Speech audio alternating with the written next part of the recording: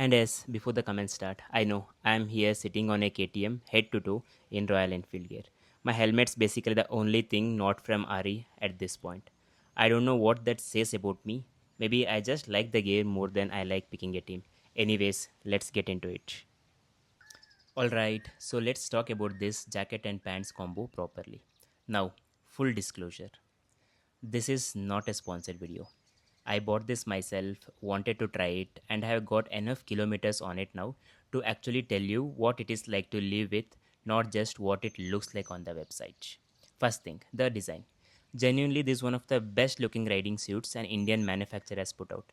I've tried a bunch of gear over the years, and the combination here looks like something an international brand design. You have got the colorway, the highlights, the whole silhouette. It's sharp. It doesn't look like a budget option, even though, spoiler, the price is not budget breaking at all. So now let's get to the actual numbers. On the tag, the jacket comes in at around 2 kilos, 1.93 kilos to be exact, and the pants are about 1.6 kilos. Now that might sound like a lot if you have never worn proper adventure gear, but honestly, this is right in a normal range for anything that's actually waterproof.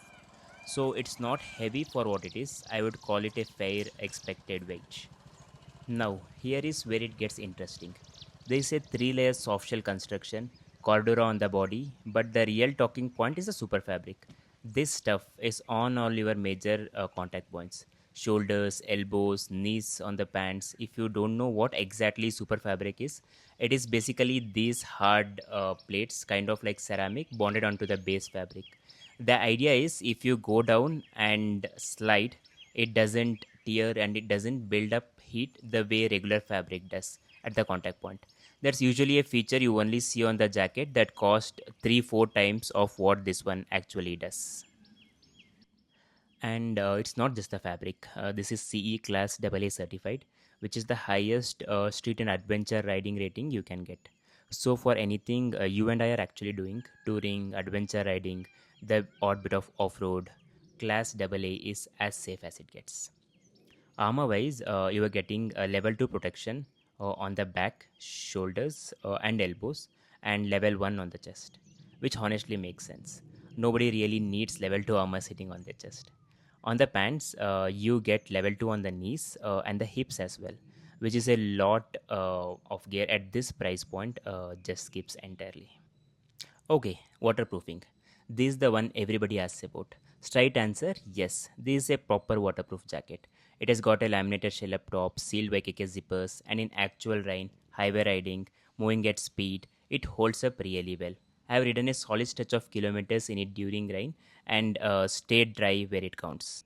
Now, here is the honest bit. If you're standing still in heavy rain for a long time, water can slowly work its way through the vent zips. That's just physics. Any vent that lets air in can, under enough pressure, let a bit of water into if you're stationary. But the second you are moving, the airflow direction basically flushes it right back out. So, for actual riding, which is what this jacket is built for, I would call the waterproofing genuinely solid, closer to an 8, maybe 9 out of 10 in real riding conditions. Now, I want to clear something up because I've seen people online saying this jacket can't be worn in summer. That's not really accurate, and I think it's an easy thing to repeat without actually testing it. This jacket does have proper ventilation. There are mesh vent panels on the front and the back.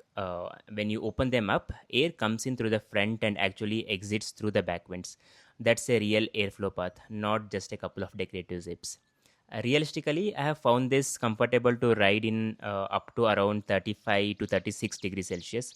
Past that point, yeah, it starts to get genuinely uncomfortable because at the end of the day, this is still a waterproofing shell first, not the mesh summer jacket. But calling it unusable in summer isn't fair. It's more accurate to say it has a ceiling, and the ceiling is around mid 30s. Where this thing properly shines is the cold. Royal Enfield races down to -5 degrees when you pair it with a detachable downliner that comes in the box. I haven't personally chased -5 yet, but I have taken it into single digits, and combined with the liner, it's genuinely impressive. You seal up the collar, close the vents, and the wind just isn't getting through. A few things I really like that you didn't notice from the photos. There is a bootlace style tightening system on the cuffs. You twist it and it cinches down. So the armor stays in place and wind can't sneak up your sleeve. As far as I know, this is the world's first feature on a jacket at this price. There is a detachable hoodie that tucks under your helmet and is fully waterproof. So rain can't run down the back of your neck. Don't want it, it comes off. There is a magnetic strap at the collar. So you can ride with it slightly open without it flapping around. On the pants, the front pockets are genuinely usable, big enough to swallow a large phone, and a zip pulls are looped so you can still work them with the gloves on. This is designed around the Indian body, which honestly matters more than people give it credit for. A lot of international riding gears runs long and lean and just doesn't sit right on most of us. This one does. Stretch panels are built into the riding position, so when you are actually tucked over the tank, it moves with you instead of fighting you. Here is the number that made me actually buy this. This jacket is priced at roughly 25k and the pants come in at around 15,000. So call it 40,000 for the complete set. Now compare that to the big international brands offering a similar CE class AA certified super fabric spec. You are looking at 3 to 4 times that price, easily upwards of 1 lakh plus for a comparable set. Is this 40,000 kit going to be 100% identical to something 4 times the price? No, and I don't pretend otherwise. But in terms of protection rating, materials, and genuine build quality, I would say this gets you 70 to 80% of the way there for a quarter of a cost. That's a seriously good value proposition and honestly a bit of an understatement from an Indian brand. Now, who's this for? If you are commuting daily in the city heat, this isn't your only jacket. You'll want something mesh for that. But if you're someone who tours, rides in the cold, rides in the rain, or is planning a trip up to the mountains, this is excellent primary jacket. Good gear also tends to outlast the motorcycle it was bought for. So think of this less as an accessory and more of a long-term investment in your own skin. All right, so that's the Royal Enfield Adventure XT jacket and pants. Properly tested, real numbers, no sugarcoating. Solid build, genuinely good waterproofing, ventilation that actually works up to mid 30s, and a price that makes a lot of competition look overpriced. Like I said at the start, this is just the video one of the comeback. Bike review, helmet review, intercom, accessories, all coming up on the channel. So if you don't want to miss any of that, now is the great time to hit the subscribe button.